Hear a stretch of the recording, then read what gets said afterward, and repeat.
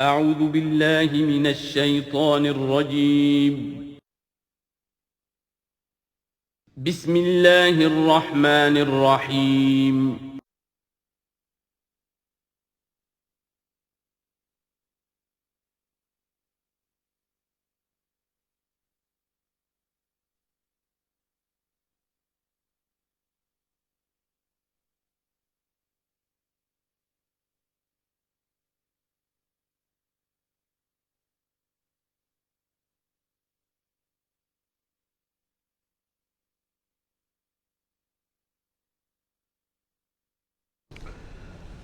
نحمده ونصلي على رسوله الكريم اما بعد فاعوذ بالله من الشيطان الرجيم بسم الله الرحمن الرحيم وما تكون في شأن وما تتلو منه من قرآن ولا تعملون من عمل إلا كنا عليكم شهودا إذ تفيضون فيه وما يعزب عن ربك من مثقال ذرة في الأرض ولا في السماء ولا اصغر من ذلك ولا اکبر الا فی کتاب مبین الا ان اولیاء اللہ لا خوف علیہم ولا هم يحزنون الذین آمنوا وكانوا يتقون لهم البشرى في الحیاة الدنیا وفي الآخرة لا تبدیل لکلمات اللہ ذلك هو الفوز العظیم صدق اللہ العظیم. وما تکون فی شان، اور نہیں ہوتے آپ کسی بھی کیفیت میں، وما تتلو منہ من قرآن، اور نہیں پڑھ رہے ہوتے آپ قرآن میں سے کچھ بھی، ولا تعملون من عمل، اور اے مسلمانوں نہیں عمل کر رہے ہوتے تم کوئی بھی اچھا عمل، الا کنا علیکم شہودا، مگر یہ کہ ہم حاضر ہوتے ہیں، موجود ہوتے ہیں، تمہارے اس عمل پر گواہ ہوتے ہیں، اذ تفیضون فیہ، جب کہ تم اس میں مصروف ہوتے ہو. یہ بڑی ہے ایک بشارت والی بات ہے کہ بندہ مومن کو یقین دلایا جائے کہ جو خیر تم کما رہے ہو، جو بھلائی کر رہے ہو، جو نیکی کر رہے ہو، تمہارا رب اسے دیکھ رہا ہے. وہ بات نہیں ہے کہ مر گئے ہم انہیں خبر نہ ہوئی. اللہ تعالیٰ تو تمہاری ہر جو بھی ایثار اور قربانی جو بھی تم اللہ کی راہ میں کر رہے ہو وہ خود دیکھ رہا ہے، موجود ہوتا ہے. اس میں دیکھیے خاص کیف ہے. اے نبی، پہلے خطاب ہے حضور سے واحد کے صیغے میں. اے نبی، آپ جس کیفیت میں بھی ہوتے ہیں، ما تکون فی شان وما تتلو منہ من قرآن، اور جو قرآن میں سے آپ پڑھ رہے ہوتے ہیں، کوئی حصہ، کوئی صورت خود پڑھ رہے ہوں، پڑھ کر سنا رہے ہوں، اور اب رخ بدلا ہے اہل ایمان کی طرف، مسلمانوں کی طرف. ولا تعملون من عمل، اور اے مسلمانوں جو عمل بھی تم کرتے ہو، من عمل، کہ جو اچھا عمل ہو، نیک عمل ہو، الا کنا علیکم شہودا، ہم تم پر تمہارے پاس موجود ہوتے ہیں، اذ تفیضون فیہ، جب کہ تم اس میں مصروف ہوتے ہو. وما یعزب عن ربک، اور نہیں غائب ہوتا آپ کے رب سے، من مثقال ذرۃ فی الارض، زمین میں ایک ذرے کے برابر بھی کوئی شے، ولا فی السماء، نہ آسمان میں، ولا اصغر من ذالک، نہ ہی اس سے کم تر کوئی شے ہے، ولا اکبر، نہ اس سے بڑی، الا فی کتاب مبین، مگر یہ کہ وہ ایک روشن کتاب میں درج ہے. یہ روشن کتاب ہے اللہ تعالیٰ کا علم قدیم. الا ان اولیاء اللہ لا خوف علیہم ولا هم يحزنون، آگاہ ہو جاؤ، اللہ کے دوستوں پر نہ کوئی خوف ہے، نہ وہ حزن سے دوچار ہوں گے. یہ اولیاء اللہ کون ہیں؟ یہ کوئی علیحدہ سپیشیز نہیں ہے، علیحدہ نوع نہیں ہے، انسانوں ہی میں سے صاحب ایمان، جو ایمان حقیقی سے بہرہ مند ہوں، جن کے دلوں میں یقین پیدا ہو چکا ہو، اور جو اللہ کے فضل و کرم سے مقام احسان پر فائز ہو چکے ہوں. ان تعبد اللہ کانک تراہ فإن لم تکن تراہ فإنہ یراک، وہ اولیاء اللہ ہیں. اللہ ولی الذین آمنوا یخرجہم من الظلمات الی النور، یہ ہم سورہ بقرہ میں پڑھ آئے ہیں آیت الکرسی کے فوراً بعد. اللہ ولی ہے اہل ایمان کا، انہیں نکالتا ہے اندھیروں سے روشنی کی جانب، اور اہل ایمان ولی ہیں اللہ کے. الا ان اولیاء اللہ لا خوف علیہم ولا هم يحزنون، اللہ کے دوستوں پر، ساتھیوں پر. اب ظاہر بات ہے جو اللہ کا دوست ہوگا اس کے اندر اللہ کی غیرت ہوگی، وہ اللہ کے دین کو پامال دیکھ کر تڑپ اٹھے گا. اللہ کے شاعر کی بے حرمتی ہو رہی ہو وہ اس کو برداشت نہیں کر سکے گا. وہ تن من دھن لگا دے گا اللہ کے دین کو غالب کرنے کے لیے، وہ ہوگا اللہ کا ولی۔ یہ تو نہیں کہ صرف کوئی ایک لبادہ اوڑھ لیا ہو، ایک لباس جو ہے پہن لیا ہو اور صرف جو ہے خاص قسم کی شکل بنا لی ہو تو وہ اولیاء اللہ ہو جائیں گے۔ اولیاء اللہ تو وہ ہیں کہ جو واقعتاً اللہ کے ساتھ وہ تعلق رکھتے ہیں وفاداری کا، تو وہ ہیں اولیاء اللہ۔ اور یہ کون ہے اولیاء اللہ؟ اگلی آیت میں اس کی خود وضاحت کر دی، الذین آمنوا وکانوا یتقون۔ یہ کوئی نئی سپیشیز نہیں ہے، انسانوں میں کوئی علیحدہ قسم کے انسان نہیں ہے، وہی انسان کہ جو صاحب ایمان ہو اور تقوی کی روش اختیار کرے۔ اور وہ تقوی ہم پڑھ چکے ہیں،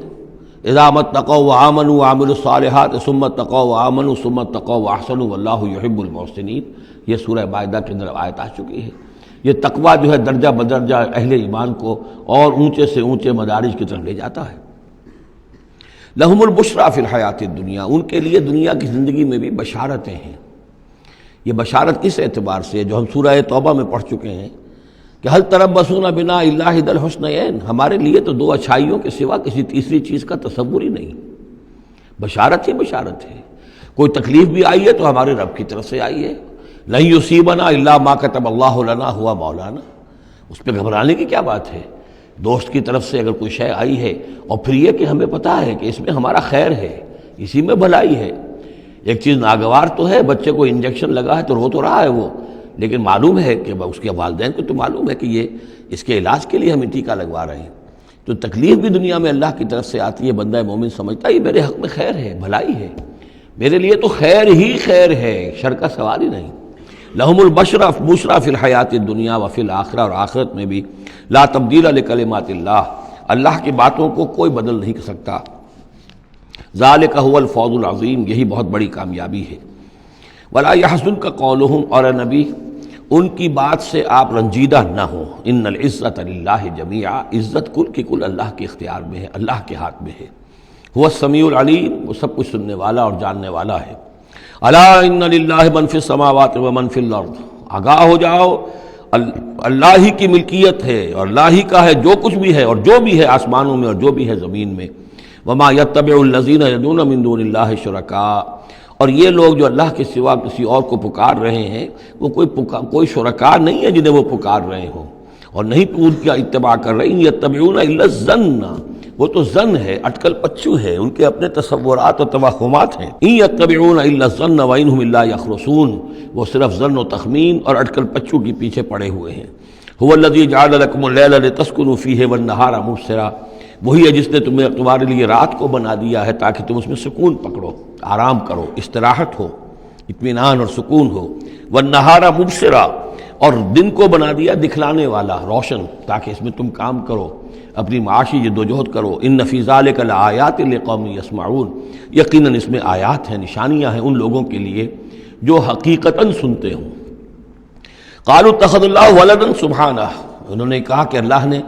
اولاد اختیار کی ہے، وہ پاک ہے اس سے۔ هو الغنی، وہ بے نیاز ہے۔ یہ لفظ یہاں بہت اہم ہے، غنی، بے نیاز ہے۔ اس کا کیا تعلق ہے اولاد نہ ہونے سے؟ اصل میں انسان کو اولاد کی تمنا اس لیے ہوتی ہے کہ اسے یہ معلوم ہے کہ مجھے مرنا ہے، میں تو فانی ہوں،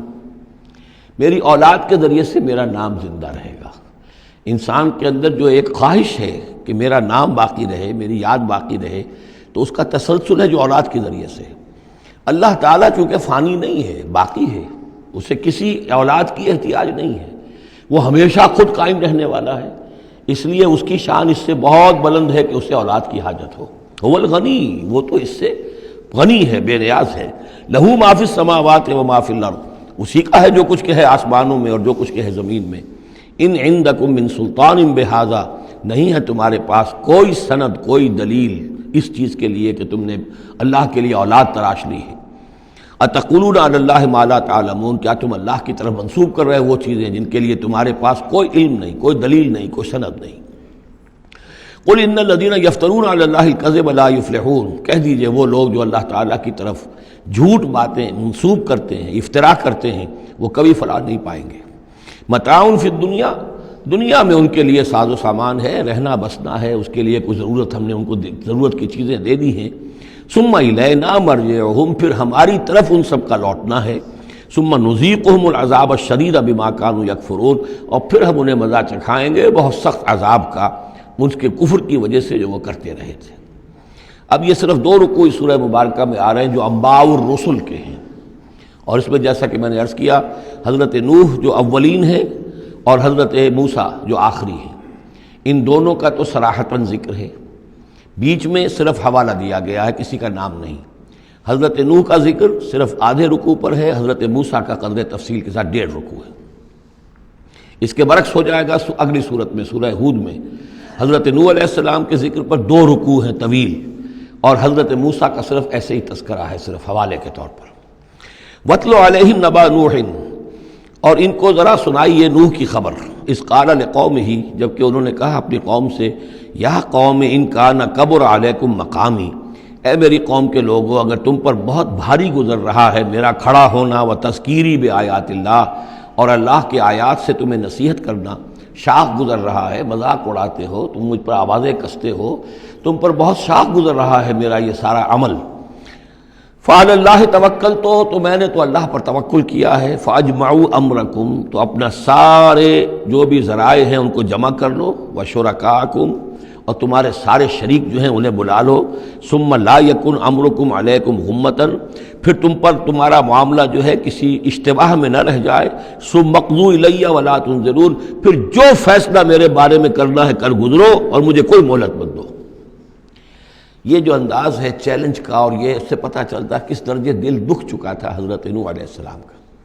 استہزاء سے، تمسخر سے، مذاق سے۔ اللہ کا ایک بندہ ہے، 950 برس بیت چکے ہیں، کوئی سن کر نہیں دے رہا ہے، تو اس وقت جو آخری بات، اچھا اب جو کچھ تم کر سکتے ہو، میرا کوئی بگاڑ سکتے ہو بگاڑ لو، اپنی ساری قوت جمع کر لو، جیسا کہ اس سے پہلے آ چکا ہے، اور بھی انبیاء نے اس طرح کی بات کہی۔ پھر بالآخر فَإِن تَوَلَّيْتُمْ، اور پھر اگر تم یہ نہ کرو، اگر تم اس کھلے مقابلے میں بھی نہ آؤ، اور اس میں اس بات کا خیال موجود ہے، یعنی اس بات کا امکان موجود ہے کہ ان کے دل میں چور ہو کہ ہم اس کے خلاف کوئی اقدام کریں، اسے قتل کر دیں، نوح کے خلاف کوئی اور ہم ایسا اقدام کریں تو پتہ نہیں کوئی مصیبت ہم پر نہ آ جائے، لہذا یہ سارا جو انداز تھا حضرت نوح علیہ السلام کا، اس کے باوجود پھر وہ فرما رہے ہیں وَإِن تَوَلَّيْتُمْ، اگر تم نہیں کچھ کرتے، فَمَا سَأَلْتُكُم مِّنْ أَجْرٍ، تو پھر ذرا غور کرو، میں نے جو بھی تمہاری خدمت کی ہے آج تک، تمہیں جو دین کی طرف بلایا ہے، دعوت دی ہے، میں نے کبھی تم سے کوئی اجر مانگا ہے؟ میں نے تم سے کوئی اجرت تو طلب نہیں کی، تم سے کوئی شاباش تک نہیں مانگی، میں نے تم سے کوئی مدد نہیں مانگی، تم سے کوئی اجرت نہیں مانگی۔ ان اجری الا علی اللہ، میرا اجر تو اللہ کے ذمے ہے، وامرت ان اکون من المسلمین، اور مجھے حکم ہوا ہے کہ میں اس کے فرما بردار بندوں میں سے رہوں۔ فکذبوہ، تو انہوں نے پھر ٹلا دیا اس کو، فنجیناہ، تو ہم نے نجات دے دی اس کو، ومن معہ فی الفلک، اور جو بھی اس کے ساتھ تھے اس کی کشتی میں، وجعلناہم خلائف، اور انہی کو پھر ہم نے خلفاء بنا دیا زمین کے اندر، پھر انہی کو خلافت عطا کی، انہی کو جانشین بنایا۔ وَأَغْرَقْنَا الَّذِينَ كَذَّبُوا بِآيَاتِنَا، اور غرق کر دیا ان لوگوں کو جنہوں نے ہماری آیات کی تکذیب کی تھی۔ فَانظُرْ كَيْفَ كَانَ عَاقِبَةُ الْمُنذَرِينَ، تو دیکھو کیسا انجام ہوا ان کا جنہیں خبردار کر دیا گیا تھا۔ ثُمَّ بَعَثْنَا مِن بَعْدِهِ رُسُلًا، پھر ہم نے بھیجا ان کے بعد بہت سے رسولوں کو، الی قومہم، اپنی اپنی قوموں کی طرف، فجاءوہم بالبینات، تو وہ سب کے سب آئے ان کے پاس روشن دلیلیں لے کر، فما کانوا لیؤمنوا بما کذبوا بہ من قبل، لیکن وہ جس چیز کے انکار پر اڑ چکے تھے وہ ساری روشن دلیلیں دیکھنے کے باوجود بھی اس کو ماننے والے نہ بنے۔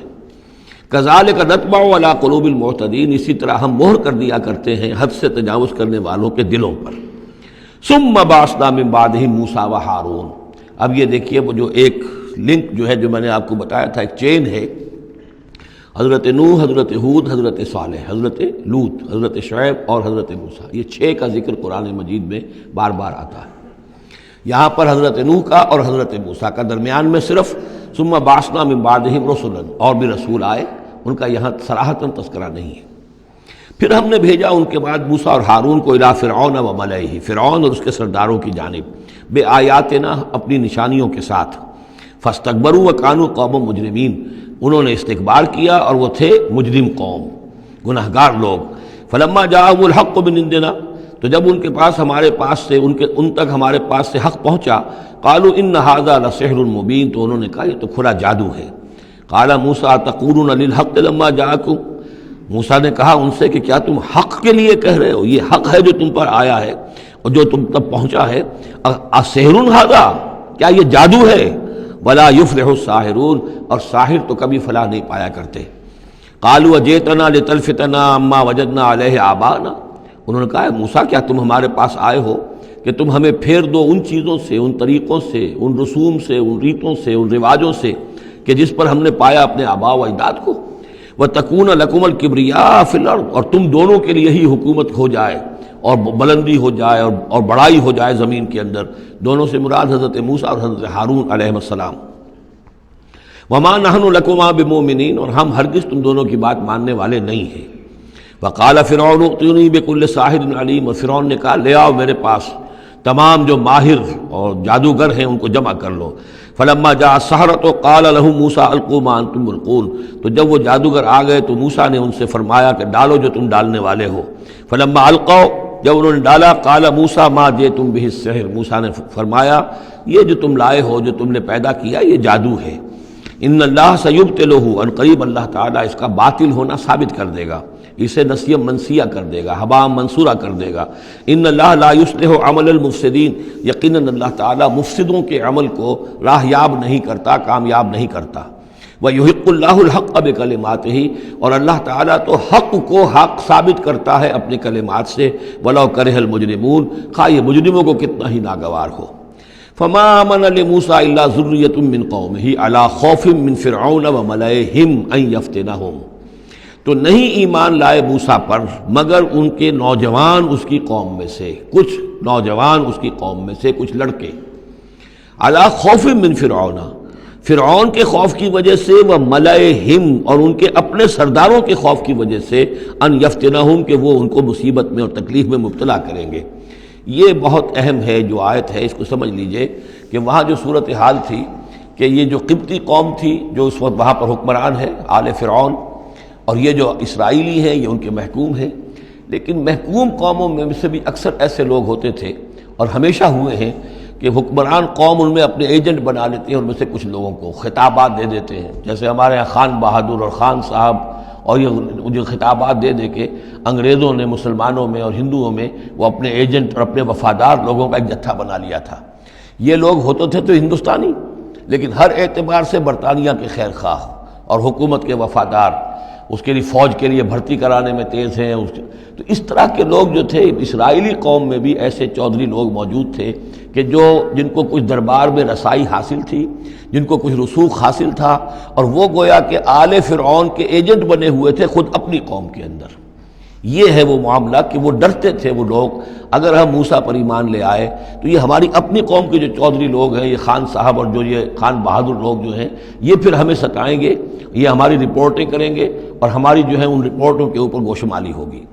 فما آمن، لیکن یہ کہ بہرحال نوجوان خون ایسا ہوتا ہے کہ اس کے اندر پھر زیادہ مصلحت بینی نہیں ہوتی۔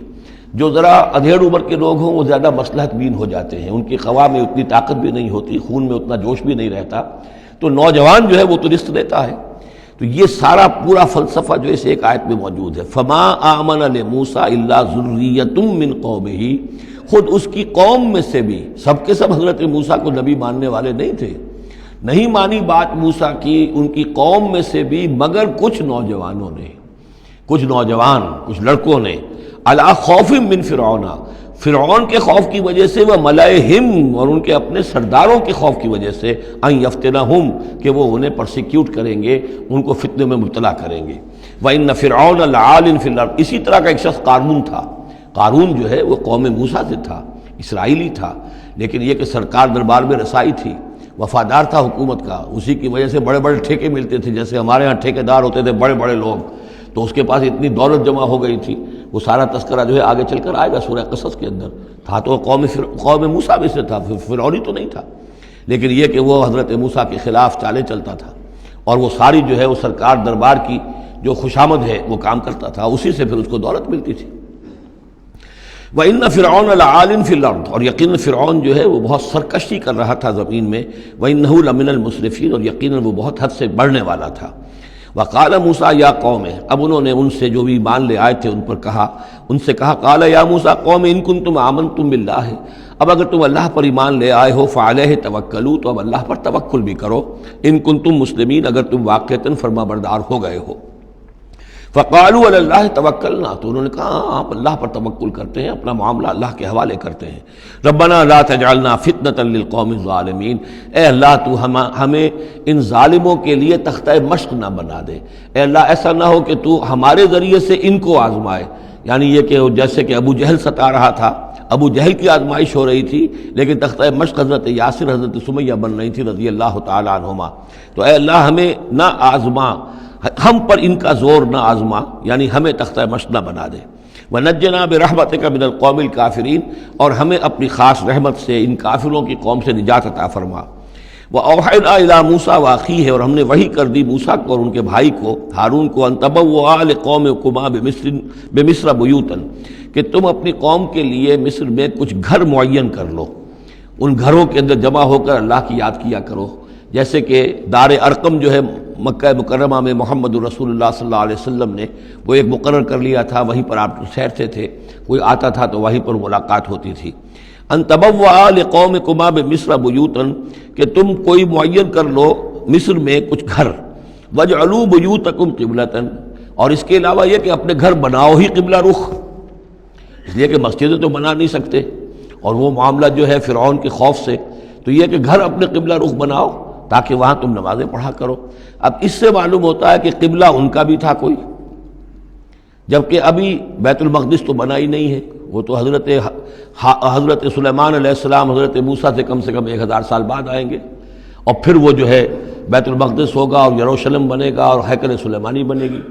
لہذا قبلہ تب اس وقت کا قبلہ کس کا تھا، کون سا تھا؟ یہی بیت اللہ قبلہ تھا۔ ان کے جو وہ خیمے ہوتے تھے قربان گاہ کے خیمے، ان کے بارے میں تفاصیل آتی ہے تورات کے اندر کہ وہ ایسے نصب کیے جاتے تھے کہ جب کوئی شخص جو ہے وہ قربانی پیش کرتا تھا تو اس کا رخ جو ہے سیدھا کعبے کی طرف ہوتا تھا۔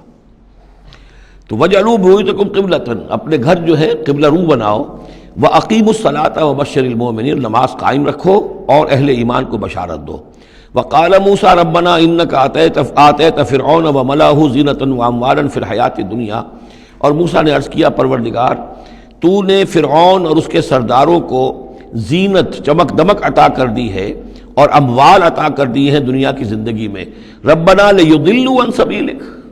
پروردگار اس لیے کہ وہ لوگوں کو گمراہ کرے تیرے راستے سے، ان کے پاس زور ہے، اقتدار ہے، اختیار ہے، دولت ہے، چمک دمک ہے،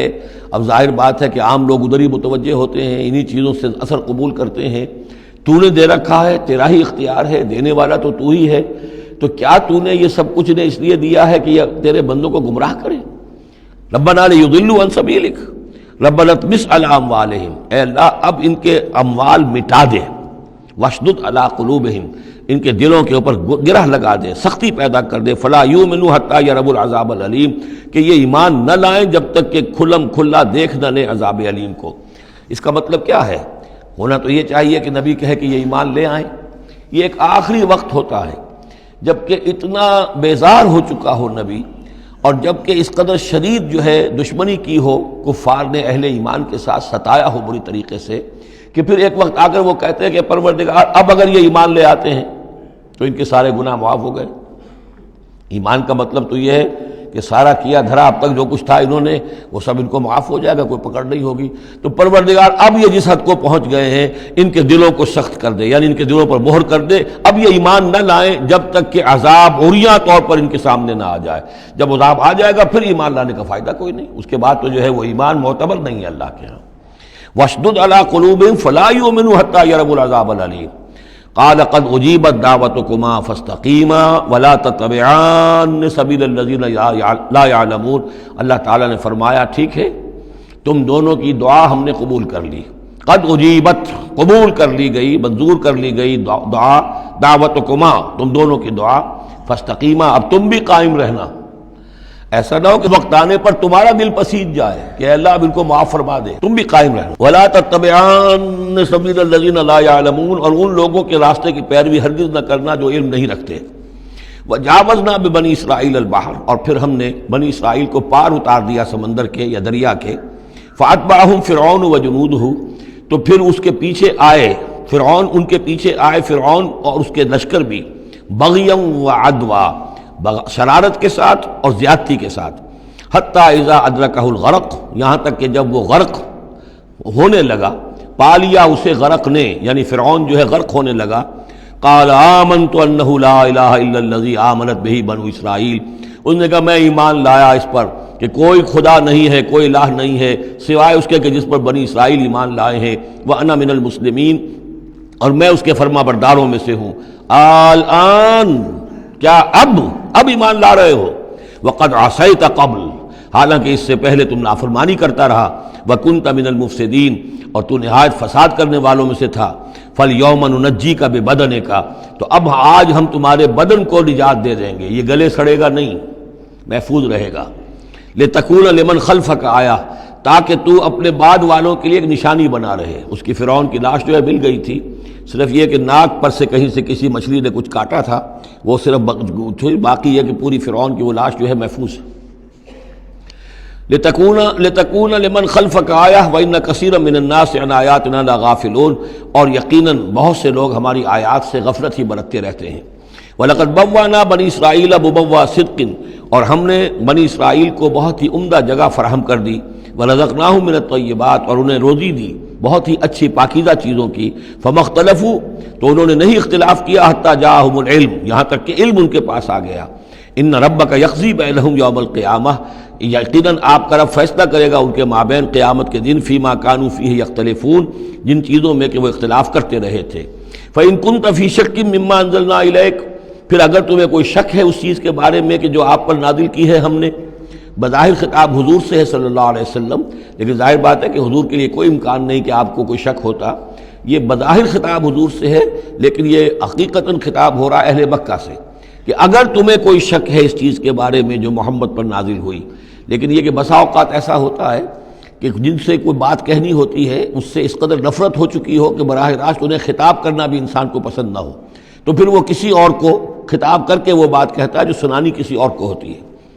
اگر تمہیں شک ہے اس چیز کے بارے میں کہ جو ہم نے اپنے اس بندے محمد پر نازل کی ہے صلی اللہ علیہ وسلم، فاسأل الذین یقرؤون الکتاب من قبلک، تو پھر پوچھ لیجئے ان لوگوں سے کہ جن کو کتاب دی گئی تھی آپ سے پہلے. لقد جاءک الحق من ربک، اے نبی آپ کے پاس حق آیا ہے آپ کے رب کی طرف سے. فلا تکونن من الممترین، تو ہرگز نہ ہو جائیں آپ شک کرنے والوں میں. پھر نوٹ کر لیجئے میرے نزدیک یہاں بظاہر خطاب حضور سے ہے،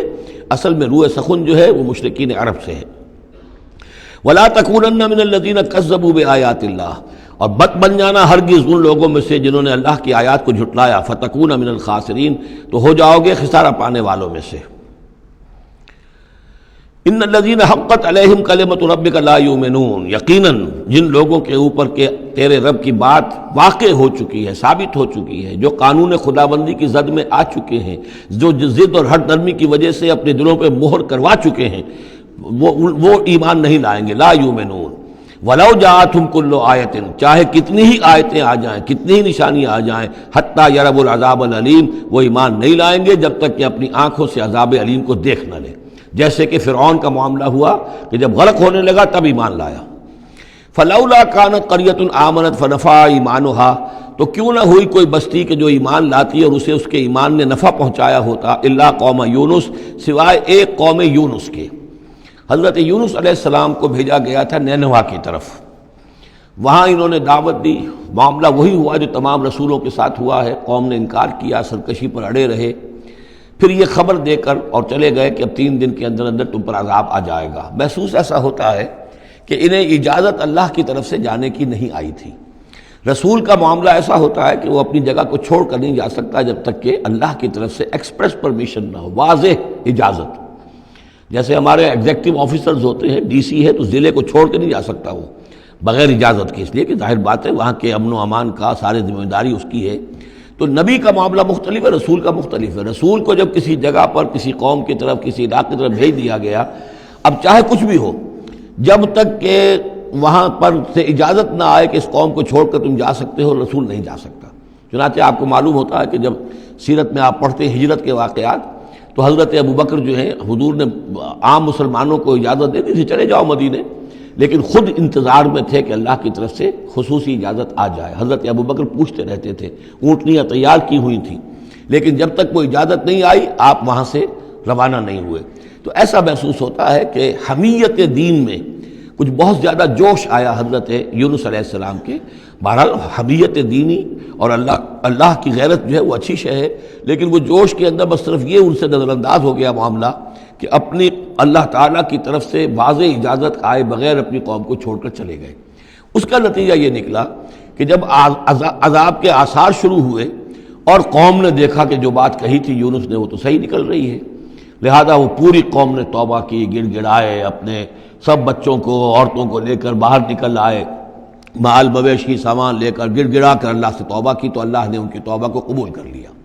حالانکہ عذاب کے آثار شروع ہونے کے بعد توبہ قبول نہیں ہوتی، لیکن ایک استثناء ہے، چونکہ جو رسول بھیجے گئے تھے ان رسول کی طرف سے ذرا جلدی ہو گئی اور اجازت کے بغیر وہ اپنی قوم کو چھوڑ کر چلے گئے، لہذا اس جو بھی ڈیبٹ ہوا ہے رسول کے کھاتے میں اس کا کریڈٹ ہو گیا ہے اس قوم کو، اور اس کے لیے ایک استثناء قائم ہو گئی ہے پوری تاریخ کے اندر کہ وہ عذاب کے آثار آنے کے باوجود پھر انہوں نے توبہ کی اور اللہ نے ان کی توبہ کچھ عرصے کے لیے قبول کر لی، عذاب کو ٹال دیا. فلولا كانت قرية آمنت فنفعها ایمانها الا قوم یونس، تو کیوں نہ ہوئی کوئی بستی کو جو ایمان لے آتی، یعنی عذاب کے آثار شروع ہونے کے بعد، اور پھر اسے اس کا ایمان لانا مفید ہوتا سوائے قوم یونس کے. لما آمنوا، جب وہ ایمان لے آئی قوم، کشفنا عنہم عذاب الخزي فی الحیات الدنیا، ہم نے کھول دیا ان سے، ہٹا دیا ان سے دنیا کی زندگی میں وہ رسوا کن عذاب، ومتعناہم الی حین، اور ایک وقت معین کے لیے ہم نے انہیں اور مہلت دے دی، ایک فریش لیز آف ایگزسٹنس ان کو عطا کر دیا. وَلَوْ شَاءَ رَبُّكَ لَآمَنَ مَنْ فِي الْأَرْضِ كُلُّهُمْ جَمِيعًا، اور اگر آپ کا رب چاہتا ہے نبی صلی اللہ علیہ وسلم تو جو بھی زمین میں ہے سب کے سب ایمان لے آتے. یہ باتیں سورہ انعام میں بہت یعنی شد و مد کے ساتھ آ چکی ہے، وہ ذروہ سلام ہے اس موضوع کا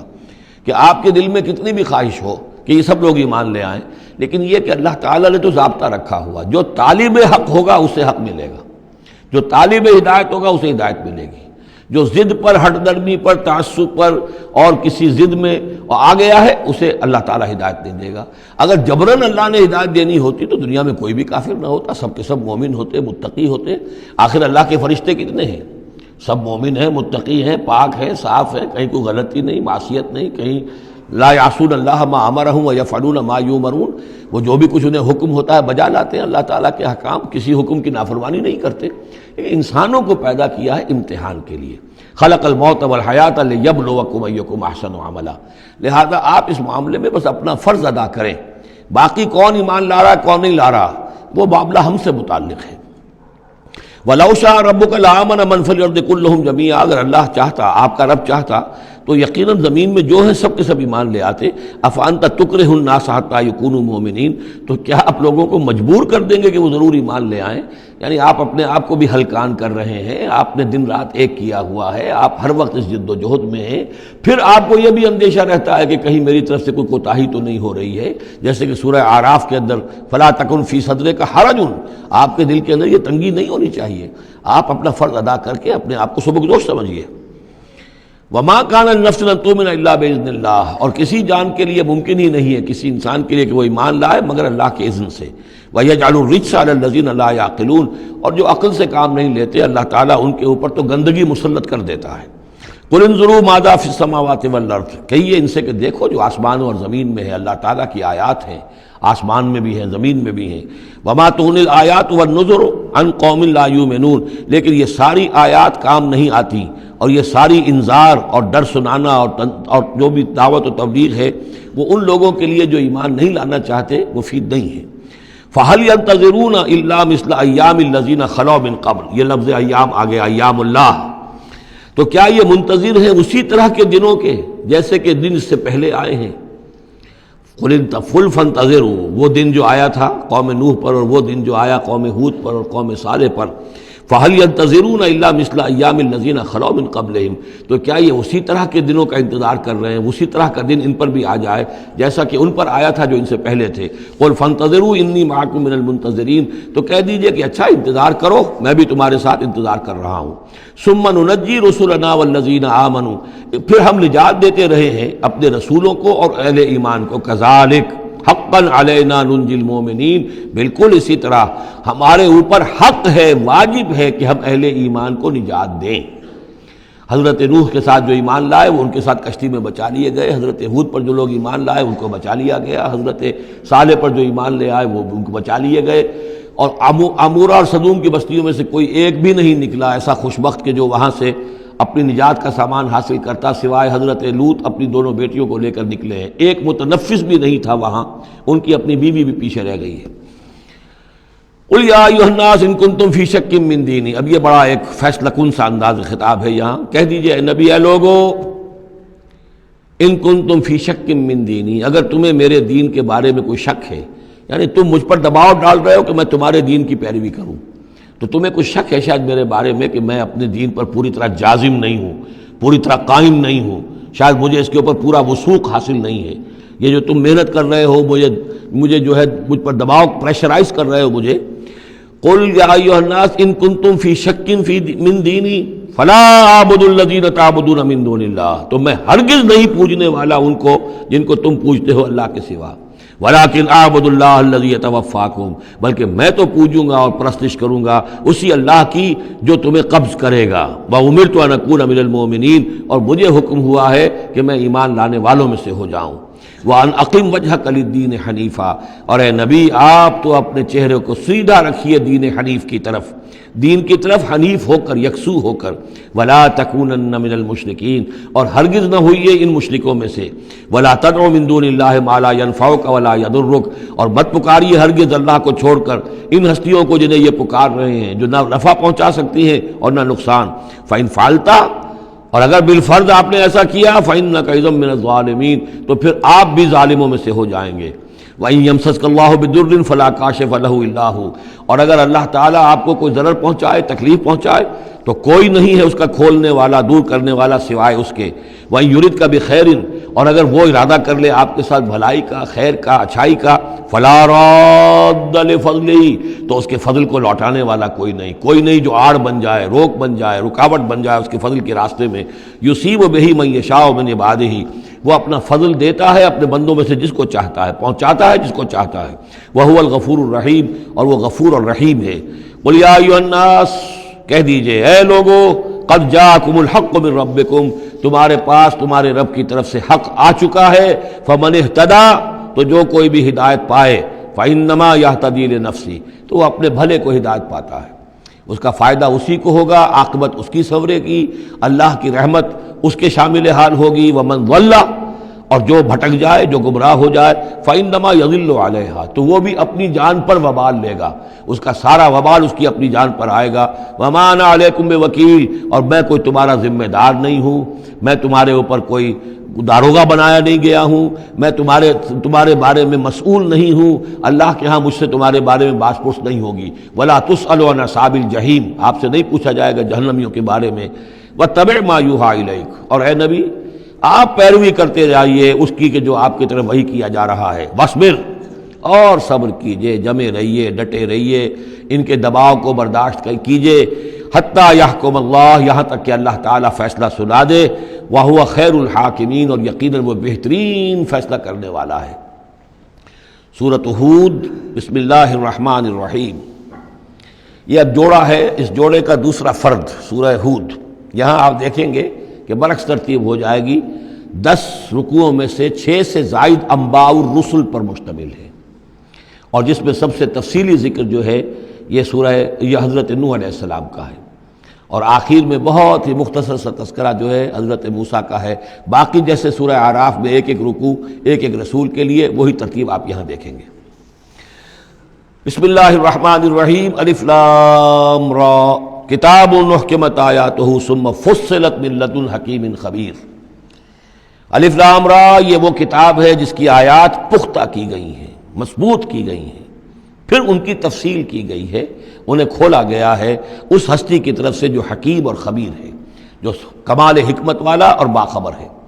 اس کا ایک مفہوم یہ ہو سکتا ہے کہ قرآن مجید میں شروع میں جو صورتیں نازل ہوئی ہیں وہ چھوٹی چھوٹی لیکن بہت پروفاؤنڈ، چند الفاظ کے اندر معلوم ہوتا ہے کہ جیسے سورۃ العصر ہے، والعصر ان الانسان لفی خسر الا الذین آمنوا وعملوا الصالحات وتواصوا بالحق وتواصوا بالصبر، اب اس میں کل ہدایت موجود ہے، اور امام شافعی کے وہ اقوال جو ہیں میں نے اپنے کتابچے میں راہ نجات سورۃ العصر کی روشنی میں وہ سارے درج کیے ہیں۔ کہ لو لم ينزل من القرآن سواها لکفت الناس، اگر صرف یہ سورۃ العصر نازل ہوتی قرآن میں سے اور کچھ نہ نازل ہوتا تو بھی ہدایت کے لیے کافی تھی. اور لو تدبر الناس هذه السورۃ لوسعتهم، اگر لوگ صرف اس صورت پر تدبر کریں، غور کریں، تو یہ ان کی ہدایت کے لیے کافی ہو جائے گی. تو ابتدائی صورتیں اور آیتیں بڑی محکم، لیکن اس کے بعد تفصیل انہی کی بیان ہوئی ہے. اللہ تعبدوا الا اللہ، یہ کتاب کس پیغام کے ساتھ آئی ہے؟ نہ پوجو کسی کو سوائے اللہ کے.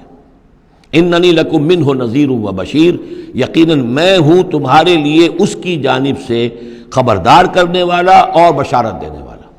یہ دو الفاظ بار بار آ رہے ہیں، بشیر اور نذیر، نذیر اور بشیر. وما نرسل المرسلین الا مبشرین ومنذرین، رسلا مبشرین ومنذرین لئلا یکون للناس علی اللہ حجۃ بعد الرسل وکان اللہ عزیزا حکیما. وان استغفروا ربکم، اور یہ کہ اپنے رب سے استغفار کرو، معافی چاہو. ثم توبوا الیہ، اور پھر اس کی جناب میں رجوع کرو، اس کی طرف بڑھو. یمتعکم متاعا حسنا، وہ تمہیں ساز و سامان دے گا دنیا کی زندگی میں بھی اچھا فائدہ، الی اجل مسمی، ایک وقت معین تک کے لیے، دنیا میں بھی تمہارے لیے حسنہ ہوگا. وَيُؤْتِ كُلَّ ذِي فَضْلٍ فَضْلَهُ،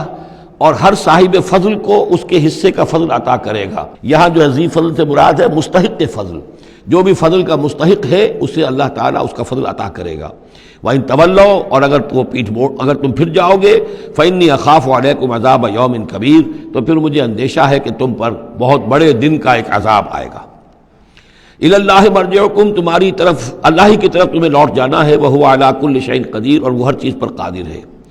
الا انہم یثنون صدورہم لیستخفوا منہ، آگاہ ہو جاؤ یہ لوگ اپنے سینوں کو دوہرا کرتے ہیں تاکہ اس سے چھپ سکیں. یہ مشکلات القرآن میں سے، اس کے بارے میں بہت سے اقوال ہیں. ایک رائے جو ہے کہ جو بخاری میں حضرت ابن عباس کا جو قول آیا ہے وہ یہ ہے کہ کچھ اہل ایمان کے اوپر حیا کا اتنا غلبہ تھا، جیسے حضرت عثمان رضی اللہ تعالیٰ عنہ، کہ وہ کبھی غسل بھی کرنا ہوتا تھا، اس وقت بھی عریاں ہونا انہیں پسند نہیں تھا، تو وہ اس طریقے سے جھک جاتے تھے کہ گویا کہ سطر پھر بھی جو ہے وہ چھپا رہے، اور اگر کہیں قضاء حاجت ہے یا کوئی اور، اس وقت بھی وہ پورا سطر کا اہتمام کرتے تھے. تو یہ فرمایا جا رہا ہے کہ تم کتنا ہی کر لو، ظاہر بات ہے کہ اللہ تعالیٰ کی نگاہوں کے تو تم سامنے ہو، لہذا یہ ہے کہ اس میں ایک حد تک جو بھی اللہ تعالیٰ نے سطر کا، حجاب کے جو بھی احکام دیے ان کی پیروی کرو، لیکن کسی بھی معاملے میں غلو کی ضرورت نہیں ہے. الا انہم یثنون، باقی اور طرح سے بھی اس آیت کی جو ہے وہ تشریح کی گئی ہے. الا انہم یثنون صدورہم لیستخفوا منہ، آگاہ ہو جاؤ وہ اپنے سینوں کو دوہرا کرتے ہیں کہ اس سے چھپ سکیں اللہ سے. الا حین یستغشون ثیابہم، حین یستغشون ثیابہم، آگاہ ہو جاؤ کہ جب وہ اپنے اوپر اپنے کپڑے بھی اوڑھے ہوئے ہوتے ہیں. یہ تو یہ کہ اس وقت تو جو ہے وہ اپنے سینوں کو دوہرا کر رہے ہیں، جب کپڑے لپیٹے ہوتے ہیں. یعلم ما یسرون وما یعلنون، اس وقت بھی اللہ جانتا ہے جو کچھ وہ چھپا رہے ہوتے ہیں اور جو کچھ وہ ظاہر کر رہے ہوتے ہیں. انہ علیم بذات الصدور، وہ تو جو کچھ سینوں کے اندر ہے اس کو بھی جانتا ہے. وما من دابۃ فی الارض الا علی اللہ رزقها، اور نہیں ہے کوئی بھی چلنے والی چیز، کوئی حیوان، کوئی چوپایا، کوئی چرند، کوئی پرند زمین پر جتنے بھی حیوانات ہیں اللہ نے بنائے ہیں، لیکن یہ کہ ان کا رزق اللہ کے ذمے ہے. یعنی اللہ تعالیٰ نے جو نظام بنایا اس دنیا کا، اس میں ہر شے کے لیے اس کا رزق فراہم کیا ہے. جو جاندار بنایا اس کے لیے جو غذا ہے، جو ضروری چیزیں وہ پہلے سے فراہم کر دی ہے. بچے کی پیدائش بعد میں ہوتی ہے اور ماں کی چھاتیوں میں دودھ پہلے پیدا ہو جاتا ہے. تو اللہ تعالیٰ کی طرف سے یہ نظام جو ہے ایسا ہے. یہ دوسری بات ہے کہ لوگوں نے تقسیم دولت کا نظام غلط کر دیا، تو کچھ لوگ بھوکے رہ گئے، کچھ ننگے ہو گئے، کچھ نے دولت سمیٹ کر جو ہے اپنے کھتے بھر لیے، انبار لگا لیے. یہ انسانوں کا معاملہ ہے، یہ انہوں نے غلط کام کیا ہے. ورنہ اللہ تعالیٰ نے تو تمام جو بھی جتنی بھی مخلوقات ہیں ان کے لیے کافی اور وافی رزق جو ہے وہ پیدا کیا ہے. وما من دابۃ فی الارض الا علی اللہ رزقها ویعلم مستقرها ومستودعها، اور وہ جانتا ہے اس کے مستقل قیام کی جگہ کو بھی اور جہاں وہ عارضی طور پر سونپا جاتا ہے. یہ مستقر اور مستودع پر گفتگو ہو چکی ہے تفصیل کے ساتھ، 3 اقوال اس کے بارے میں بیان کر چکا ہوں سورہ انعام کے ضمن میں.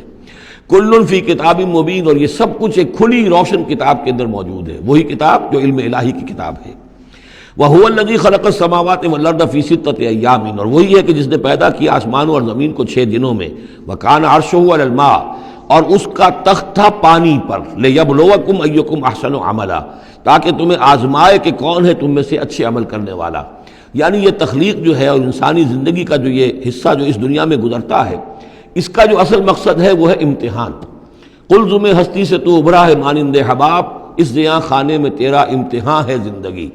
باقی یہ کہ کان عرشہ علی الماء، اس کا تخت پانی پر تھا، اس کے معنی کیا ہیں؟ میرے نزدیک اب بھی یہ آیات متشابہات میں سے ہے، لیکن ایک انداز ایسا ہے کہ جس سے محسوس ہوتا ہے کہ شاید وہ اس کی طرف اشارہ کیا جا رہا ہو کہ یہ دنیا جب بنی ہے، یہ زمین جب ٹھنڈی ہونے لگی ہے تو ٹھنڈی ہو کر اس کے بخارات نکلے ہیں، اور وہ اس کے گرد جو فضا بنی ہے، ایٹماسفیئر، اس کے اندر یہ گیسز گئی ہیں۔ ان گیسز کے اندر جو ہے ہائیڈروجن اور آکسیجن کے ذریعے سے پھر پانی پیدا ہوا ہے، اور طویل عرصے تک بارشیں ہوتی رہیں، طویل عرصے تک، لاکھوں سال یہ کہتے ہیں کہ بارش ہوئی ہے۔ اور چونکہ جب زمین سکڑی ہے تو کہیں سے وہ اونچی ہو گئی، کہیں سے نیچی ہو گئی، سکڑتی ہے کوئی شے تو اس کے اندر نشیب و فراز پیدا ہو جاتے ہیں۔ تو بارش جب برسی ہے تو پھر یہ کہ سمندر وجود میں آئے ہیں۔ ابھی کوئی اور مخلوقات نہیں تھی، صرف یہ کہ اس زمین کے اوپر یا یہ کہ وہ پہاڑ تھے اور یا پانی تھا، بلکہ یہ کہ اکثر و بیشتر پانی ہی پانی تھا۔ پھر یہ کہ پانی اور جہاں پر مٹی پیدا ہوئی اور دلدلی علاقے بنے، اور دلدلی علاقوں کے اندر پھر وہ کچھ حیات جو ہے اس کی شکلیں پیدا ہوئی، چاہے وہ نباتاتی حیات تھی اور چاہے وہ حیواناتی حیات تھی۔ تو وہ جو ایک دور ہے جب کہ ابھی مخلوقات، اس زمینی مخلوقات کے اندر ابھی کوئی شے نہیں آئی تھی، کوئی حیوانات نہیں، کوئی سمندر کے کوئی جانور نہیں، کوئی زمین کے اوپر خشکی کے جانور نہیں، تو اس وقت جو ہے گویا کہ اللہ تعالیٰ کا جو تخت حکومت ہے اس زمین کی حد تک وہ پانی کے اوپر تھا۔ واللہ اعلم۔ وَلَئِن قُلْتَ، اور اگر آپ کہیں گے اِنَّكُمْ مَبْعُوثُونَ کہ تمہیں اٹھا لیا جائے گا من بعد الموت، موت کے بعد، لَيَقُولَنَّ تو کہیں گے وہ لوگ الَّذِينَ كَفَرُوا جنہوں نے کفر کیا، إِنْ هَذَا إِلَّا سِحْرٌ مُبِينٌ، نہیں یہ تو کھلا جادو ہے۔ وَإِنْ أَخَّرْنَا عَنْهُمُ الْعَذَابَ إِلَىٰ أُمَّةٍ مَّعْدُودَةٍ، اور اگر ہم مؤخر کیے رکھیں ان سے اپنے عذاب کو ایک خاص مدت تک کے لیے، معین مدت تک کے لیے، لَيَقُولُنَّ مَا يَحْبِسُهُ تو وہ کہتے ہیں کس چیز نے روک رکھا ہے؟ وہ جہاز کہاں نظر انداز ہو گیا، آتا کیوں نہیں؟ محمد بہت سال ہو گئے تمہیں کہتے ہوئے جہاز آئے گا اور وہ عذاب آئے گا، وہ کہاں ہے؟ ما یحبسو، کس سے نے اس کو روکا ہے؟ الا یوم یاتیہم لیس مصروفا عنہم، آگاہ ہو جاؤ جس دن وہ ان پر آئے گا پھر وہ ان کی طرف سے پھیرا نہیں جا سکے گا۔ وحاق بہم ما کانوا بہ یستہزئون، اور ان کو گھیرے میں لے لیں گی وہ تمام چیزیں جن کا یہ استہزاء اور تمسخر کیا کرتے تھے۔ وَلَئِنْ أَذَقْنَا الْإِنسَانَ مِنَّا رَحْمَةً، اور اگر ہم مزہ چکھاتے ہیں انسان کو اپنی طرف سے رحمت کا، کوئی خوشی آئی ہے، کوئی دولت ملی ہے، کوئی اور مسرت کی بات ہوئی ہے، ثُمَّ نَزَعْنَا مِنْهُ، پھر جب ہم اس سے وہ چھین لیتے ہیں، لے لیتے ہیں، سلب کر لیتے ہیں، إِنَّهُ لَيَئُوسٌ كَفُورٌ تو وہ ہو جاتا بالکل مایوس، نہایت ناشکرہ، بھول جاتا ہے کبھی اللہ کی نعمت بھی تھی، کبھی اللہ کی نگاہ کرم بھی مجھ پر تھی، ٹھیک ہے آج مجھ پر سختی آ گئی ہے تو سختی نرمی آتی رہتی ہے، اللہ تعالیٰ کی طرف سے ہے، اگر نرمی بھی تھی تو اللہ کی طرف سے، اور سختی بھی آئی ہے تو اللہ کی طرف سے، اس پر شکر چاہیے تھا، اس پر صبر چاہیے، لیکن نہیں،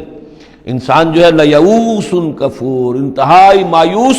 اور نہایت ناشکرہ، ہم پر تو کبھی اللہ کی کوئی نظر کرم ہوئی نہیں۔ وَلَئِنْ أَذَقْنَاهُ نَعْمَاءَ بَعْدَ ضَرَّاءَ مَسَّتْهُ، اور اگر ہم مزہ چکھائیں اسے نعمتوں کا اس کے بعد کہ کوئی تکلیف اس کو پہنچی ہوئی تھی، لَيَقُولَنَّ ذَهَبَ السَّيِّئَاتُ عَنِّي تو وہ کہے گا بس جی میرے دل اندر دور ہو گئے، ساری برائیاں اب تو، ساری مصیبتیں ختم ہو گئیں۔ إِنَّهُ لَفَرِحٌ فَخُورٌ، اب وہ فرح اور فخور بن جاتا ہے، وہ یعنی اتراتا ہے، فخر کرتا ہے اور کہتا ہے یہ میں نے محنت کی، میں نے کوشش کی، میں نے تدبیر کی، دیکھا میں نے یہ شکل کی تھی جس کی وجہ سے کہ میری کاروبار جو بالکل ختم ہو رہا تھا، ڈوب رہا تھا، وہ ٹھیک ہو گیا۔ یعنی یہ کہ ہر حال میں اللہ سے دور، یہ نہیں جانتا کہ جو بھی معاملہ آیا تھا وہ اللہ کی طرف سے ہے، خیر ہو یا شر ہو وہ اللہ کی طرف سے ہے، اس سے ناواقف۔ إِلَّا الَّذِينَ صَبَرُوا، سوائے ان کے کہ جو صبر کی روش اختیار کریں، یہ سب کی بات نہیں ہے، جن کو اللہ نے ایمان دیا ہو اور ایمان کے نتیجے میں صبر پیدا ہوا ہو، إِلَّا الَّذِينَ صَبَرُوا وَعَمِلُوا الصَّالِحَاتِ، اور انہوں نے نیک اعمال کیے ہوں، أُولَٰئِكَ لَهُم مَغْفِرَةٌ وَأَجْرٌ كَبِيرٌ، ان کے لیے مغفرت ہے اور بہت بڑا اجر ہے۔ فَلَعَلَّكَ تَارِكٌ بَعْضَ مَا يُوحَىٰ إِلَيْكَ، تو اے نبی شاید کہ آپ کچھ چیزیں چھوڑ دیں اس میں سے جو آپ کی طرف وحی کی جا رہی ہے، وَضَائِقٌ بِهِ صَدْرُكَ، اور آپ کا سینہ اس سے بھج رہا ہے، تنگ ہو رہا ہے، ان یقولوا، اس وجہ سے کہ وہ کہہ رہے ہیں لولا انزل علیہ کنز او جاء معہ ملک، کہ وہ یہ کہہ رہے ہیں کہ کیوں نہیں ان کے اوپر اتار دیا گیا کوئی خزانہ، یا کیوں نہیں آیا ان کے پاس کوئی فرشتہ، معہ ان کے ساتھ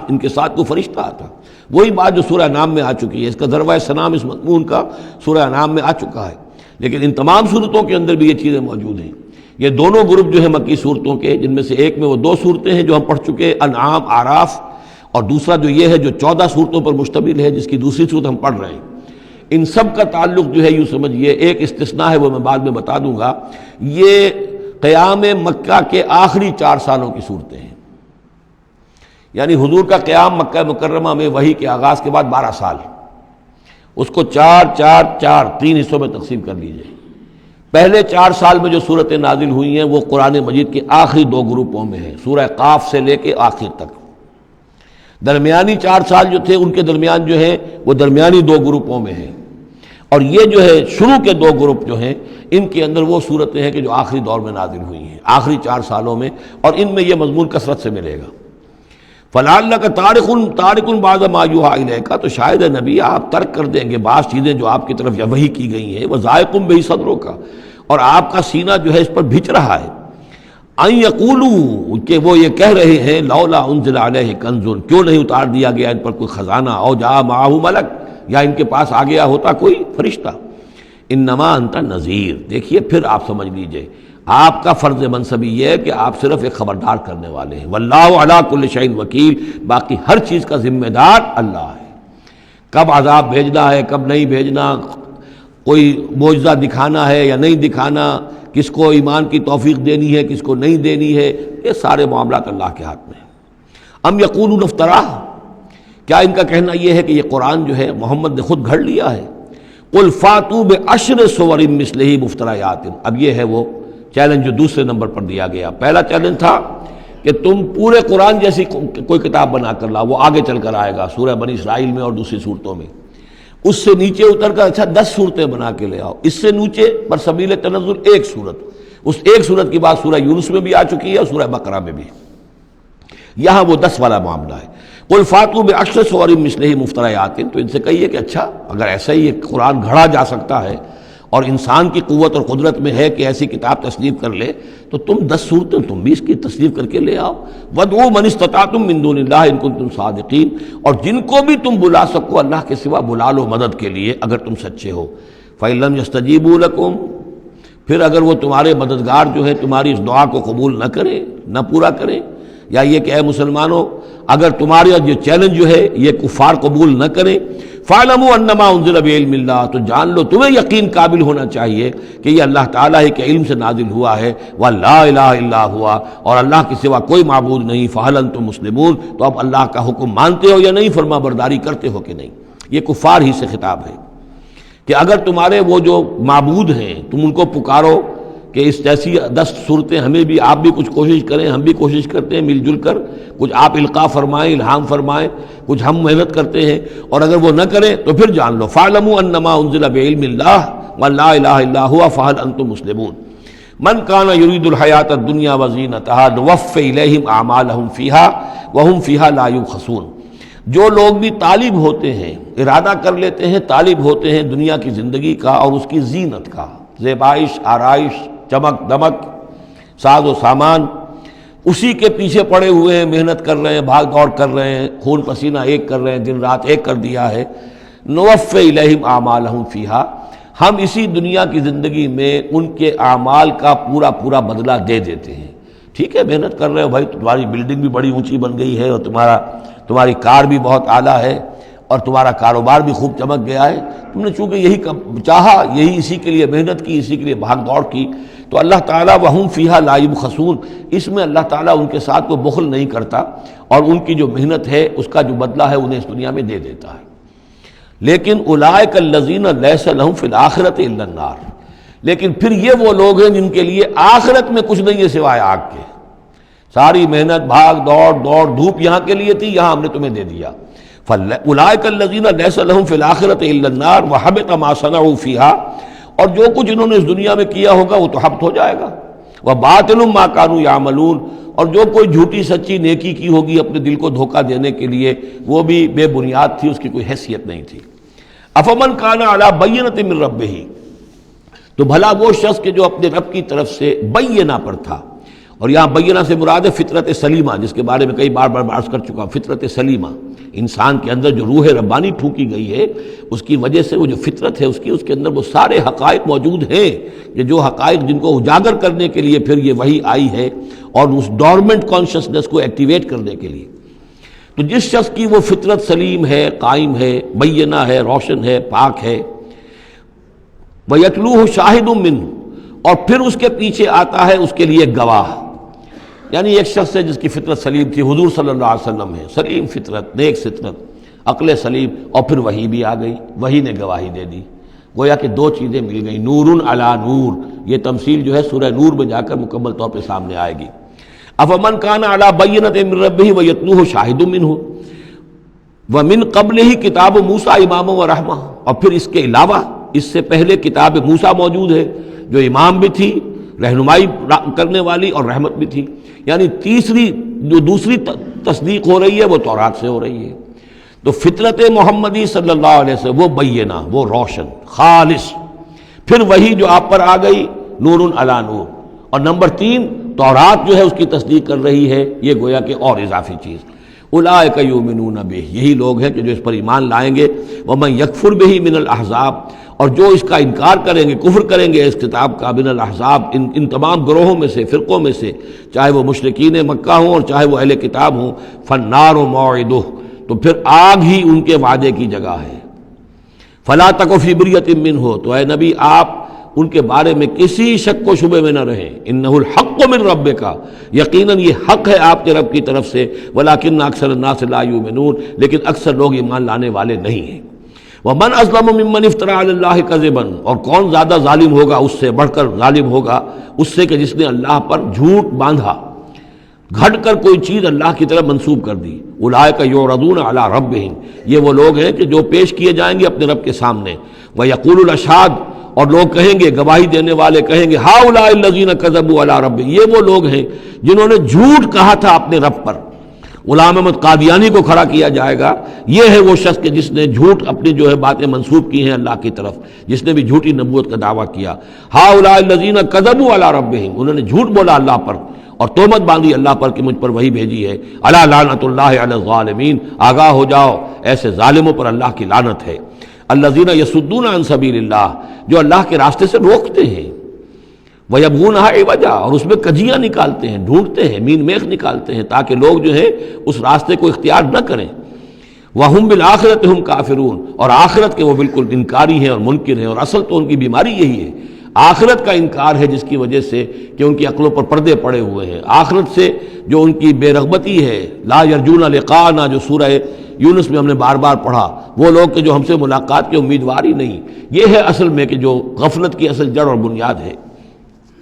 اولئک لم یکونوا معجزین فی الارض، یہ وہ لوگ ہیں کہ یہ ہرگز زمین میں عاجز کرنے والے نہیں ہیں، یہ شکست نہیں دے سکتے حق کو، یہ اللہ تعالیٰ کو شکست نہیں دے سکتے، اللہ کے رسول کو شکست نہیں دے سکتے۔ لم یکونوا معجزین فی الارض وما کان لهم من دون اللہ من اولیاء، اور نہ ہی ان کے اللہ کے سوا یا اللہ کے مقابلے میں کوئی مددگار اور حمایتی ہیں۔ یضاعف لهم العذاب، ان کے لیے تو عذاب بڑھایا جاتا رہے گا، دگنا کیا جاتا رہے گا۔ ما کانوا یستطیعون سمع وما کانوا یبصرون، اور وہ اس لیے کہ نہ تو وہ سننے کی صلاحیت رکھتے تھے اور نہ دیکھتے تھے، اندھے اور بہرے ہو گئے تھے۔ سم بکم عمی فہم لا یرجعون، اس لیے اب ان کے لیے عذاب جو ہے بڑھایا جاتا رہے گا۔ اولئک الذین خسروا انفسهم، یہ وہ لوگ ہیں جنہوں نے اپنے آپ کو ہلاک کر لیا، تباہ و برباد کر دیا۔ وضل عنہم ما کانوا یفترون، اور ان سے سب گم ہو کر رہ گئی وہ ساری افترا جو وہ کرتے رہے تھے۔ وہ کہاں گئے معبود، کہاں گئے من گھڑت خیالات، کہاں ہیں وہ شفعاء، کہاں ہیں وہ چھڑانے والے، وہ سب کے سب جو ضل عنہم ما کانوا یفترون، گم ہو گئے وہ سب کہ جس کا کہ انہوں نے افترا کیا تھا۔ لا جرم انہم فی الآخرۃ هم الاخسرون، تو اب اس میں کیا شک ہے کہ آخرت میں سب سے بڑھ کر خسارہ پانے والوں میں وہی ہوں گے۔ اکثر جو ہے افل کے بنا پر افل التفضیل۔